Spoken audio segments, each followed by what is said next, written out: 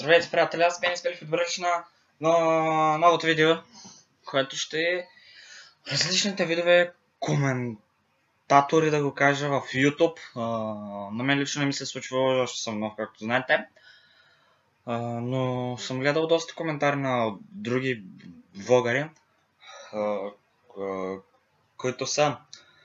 Примерно има един, който си харесва един ютубър и само той на света.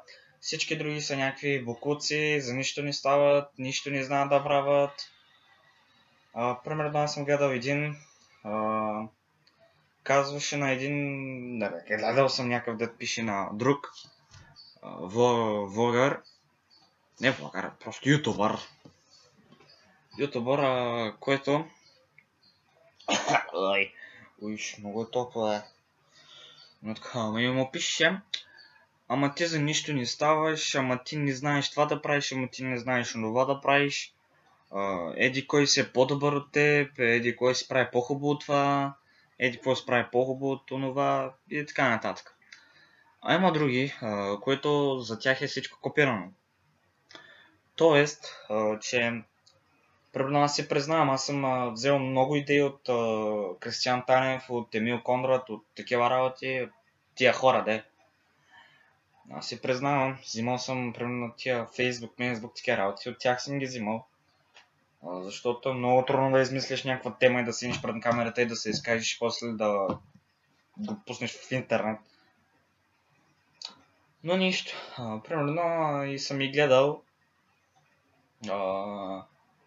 Но искам само да кажа кое е важното. Важното е не дали си го копирал, а важното е, че ти си го направил. Седнал пред камерата и си казал това, което искаш да кажеш. Защото всеки си има начин да проявява своето мнение. И според мен това е правилното. Дали копираш или не, си е твоята работа дали копираш или не. Ако копираш, няма лошо, просто си го направи по различен начин, по твой начин. Защото хора, ако го направи също като него, нормално да ти казват копирвач.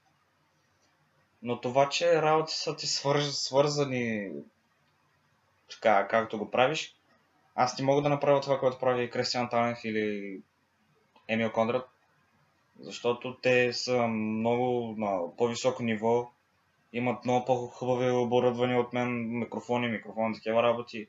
Моето е само един лаптоп, дори микрофон, такива работи нямам, защото не искам да харча пари, за което мога да...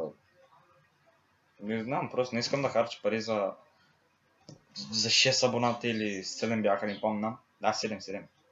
6 абоната са 6. Но да се върнем по темата. Темата... 3 минути стана за първ път говоря повече от 2 минути. Други типове са... Нищо не харесват. Нищо не харесват, ама нищо не харесват. Единият си направи много хубави работи, така обработвал, правил, струвал такива работи. Той е в коментарите му пише, не стана това, ако беше така, ще да е по-хубаво.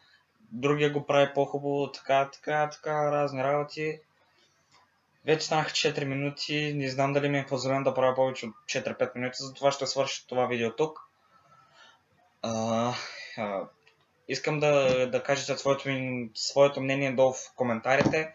Ако това видео ви е харесало, дайте палец нагоре и не забравяйте да се абонирате. Благодаря ви за гледането.